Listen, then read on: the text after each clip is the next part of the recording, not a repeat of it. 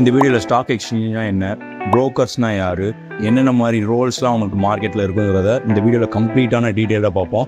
நான் லாஸ்ட்டாக இந்த சீரீஸில் ஒரு 2 வீடியோ போட்டிருக்கேன், ஸ்டாக் மார்க்கெட்டோட பேசிக்ஸ். அதை பார்க்காதவங்க நான் டிஸ்கிரிப்ஷனில் லிங்க் கொடுத்துருக்கேன், போய் செக் பண்ணி பாருங்க.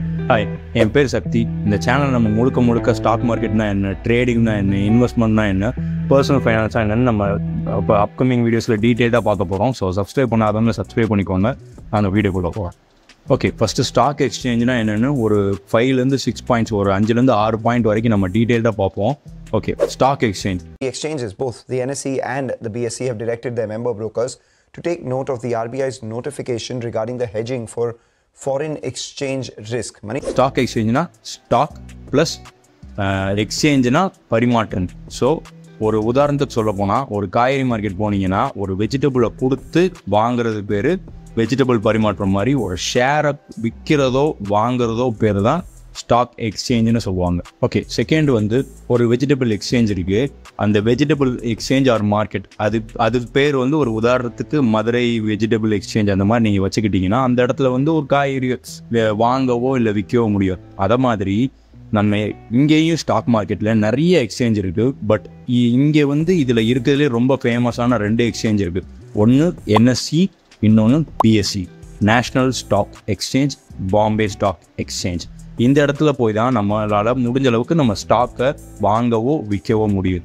ஓகே, தேர்ட் வந்து நம்ம ஒரு கேஸ் அசியூம் பண்ணிக்குவோம். இந்த மாதிரி மதுரை வெஜிடபிள் எக்ஸ்சேஞ்ச் நம்ம ஒன்று சொன்னோம்ல, ஒரு காய்கறி மார்க்கெட், அதுக்குன்னு ஒரு சர்டன் டைம் இருக்கிற மாதிரி, இத்தனை மணிக்கு தான் ஓப்பன் ஆகும் இந்த மார்க்கெட்னா, இத்தனை மணிக்கு தான் க்ளோஸ் ஆகுங்கிற மாதிரி ஒரு டைமிங் இருக்கிற மாதிரி ஸ்டாக் எக்ஸ்சேஞ்சுக்குன்னு ஒரு டைமிங் இருக்குது. NSE BSEக்குன்னு கரெக்டாக காலையில் 9:15 AM 9:15 மத்தியானம் 3:30 வரைக்கும் 3:30 PM வரைக்கும் தான் அது ஓப்பன் ஆகியோ க்ளோஸ் ஆகியோ இருக்கும். அந்த டைமுக்குள்ளே தான் நம்மளால் ஒரு ஷேரை வாங்கவோ விற்கவோ முடியும். சில பேர் டவுட் வந்து, அப்போ ப்ரோ ஒருவேளை நான் 9:15க்கு ஒரு ஷேர் வாங்குகிறேன், எனக்கு 3:30க்குள்ளே விற்க முடியலைன்னா நான் என்ன பண்ணுறது? மார்க்கெட்டை சாத்திட்டு போயிட்டாங்கன்னா நான் என்ன பண்ணுறது? நம்மளும் சாத்திட்டு போக வேண்டியதான். நம்ம அப்போ என்ன பண்ணணும்னா, நெக்ஸ்ட் டே மார்க்கெட் ஓப்பன் ஆகும், அந்த டைமில் நம்ம வாங்குறதோ விற்கிறதோ பண்ணிக்கலாம். சிம்பிள். நீங்கள் வாங்கின ஷேரை நெக்ஸ்ட் டே கூட விற்றுக்கலாம். Very simple. நீங்கள் ஒரு சின்ன உதாரணத்தை எடுத்துனா கூட, ஒரு வெஜிடபிள் மார்க்கெட்டில் நீங்கள் ஒரு ஆப்பிள் வாங்குறீங்க, வாங்கிட்டு நாளைக்கு போய் அதை விற்கணும், இன்றைக்கி மத்தியானத்துக்குள்ளே விற்க முடியலன்னா நாளைக்கு போய் விற்பீங்க. அந்த மாதிரி தான், வேறு ஒன்றும் பெரிய ப்ராசஸ்லாம் கிடையாது இதுன்னு. ஓகே, ஃபிஃப்த்து வந்து ப்ரோ ஒருவேளை நான் வந்து ஒரு மற்ற பிஸ்னஸில் வெஜிடபிள் மார்க்கெட் மட்டும் இல்லாமல் மற்ற நீங்கள் ஏதாவது ஒரு பிஸ்னஸ் எடுத்துக்கிட்டிங்கன்னா, மேபி நீங்கள் குழுக்கள் வாங்கலில் இருக்கிறப்போ சின்ன மனக்கசப்பு வரும். அதாவது ஒரு உதாரணத்துக்கு ஒரு காசை கொடுத்துருப்பீங்க, அவர் திருப்பி கொடுத்துருக்க மாட்டார், இந்த மாதிரிலாம் ஏதாவது பிரச்சனை வரும். ஒரு பொருள் வாங்கியிருப்பீங்க, அதுக்கு திரும்ப காசு நம்ம கொடுக்க லேட் ஆயிரும். அப்படி இல்லாட்டி நம்ம வந்து ஒரு பொருள் கொடுத்துருப்போம், அவங்க காசு கொடுத்துருக்க மாட்டாங்க. அந்த மாதிரி நேரத்துலலாம் மற்ற தொழிலெலாம் இந்த மாதிரி காசு பிரச்சனையோ இந்த மாதிரி பிரச்சனைலாம் வரும். பட் நீங்கள் ஸ்டாக் எக்ஸ்சேஞ்சோ இல்லை ஸ்டாக் மார்க்கெட்டுக்குள்ளே வந்துட்டிங்கன்னா அந்த மாதிரி பிரச்சனையே சான்ஸே கிடையாது. ஈவன் 99% வர்றதுக்கு வாய்ப்பே கிடையாது. ஏன்னா இது வந்து கிட்டத்தட்ட செபி, நான் ஸ்டார்டிங் லாஸ்ட் வீடியோவில் சொன்ன மாதிரி செபிங்கிற ஒரு கண்ட்ரோலில் இருக்குது. அண்ட் இது எல்லாமே cash market. Cash market means நீங்கள் எல்லாமே கேஷ் இருந்தால் மட்டும்தான், உங்கள் அக்கௌண்ட்டில் இருந்தால் மட்டும்தான் உங்களால் ஒரு ட்ரேடை இனிஷியேட்டே பண்ண முடியும். ஸோ இது கிட்டத்தட்ட என்னை பொறுத்த வரைக்கும் 100% சேஃப் தான் உங்கள் மணிக்கு. நீங்கள் அதாவது டெக்னிக்கலாக எந்தவித பிரச்சனையும் இல்லாமல் தொழில் நீங்கள் பண்ணி நஷ்டம் அடைகிறதுக்கு எந்தவித கேரண்டி கிடையாது. ஓகே, சின்னதாக இன்ட்ரெஸ்டிங் ஃபேக்ட்ஸ் என்னென்னா, இப்போது லாஸ்ட்டாக டிசம்பர் 2023 வரைக்கும் வேர்ல்டுலே 6th லார்ஜஸ்ட் பெரிய ஸ்டாக் எக்ஸ்சேஞ்ச் வந்து நம்ம இந்தியாவில் உள்ள நேஷ்னல் ஸ்டாக் எக்ஸ்சேஞ்ச் தான். அண்ட் செகண்ட் இன்ட்ரெஸ்டிங் ஃபேக்ட் என்னென்னா, நம்மளோட ஏஷியாலேயே ரொம்ப ஓல்டஸ்டான ஸ்டாக் எக்ஸ்சேஞ்ச் வந்து நம்மளோட மும்பையில் இருக்கிற பாம்பே ஸ்டாக் எக்ஸ்சேஞ்ச். ஓகே, எல்லாமே ஓகே. பட் நம்ம இந்த ஒரு காய்கறி மார்க்கெட்டில் இல்லை மற்ற கோல்டு மார்க்கெட்டில் இல்லை எந்த மார்க்கெட் நீங்கள் போனீங்கன்னாலும் நீங்கள் ஒரு நேரடியாக போய் என்ன பண்ணுவீங்க, ஒரு கடையில் போய் நம்ம நேரடியாக விற்கிறவர்கிட்ட போய் ஒரு பொருளை கொடுத்து வாங்குவோம். நம்ம ஏதாவது ஒரு பொருளை விற்கிறோம் அப்படின்னா டேரெக்டாக நம்ம போய் கஸ்டமர்கிட்ட விற்றுருவோம். பட் ஸ்டாக் மார்க்கெட்டில் நீங்கள் ஆக்சுவலாக அப்படி பண்ண முடியுமா? நோ. அப்போது எப்படி ப்ரோ வாங்குறது? நான் ஒரு ஷேர் வாங்கணும் விற்கணும்னா எப்படி பண்ணுறதுன்னா, இதுக்கு நடுவில் தான் புரோக்கர்ஸ் அப்படிங்கிறவங்க நடுவில் வராங்க.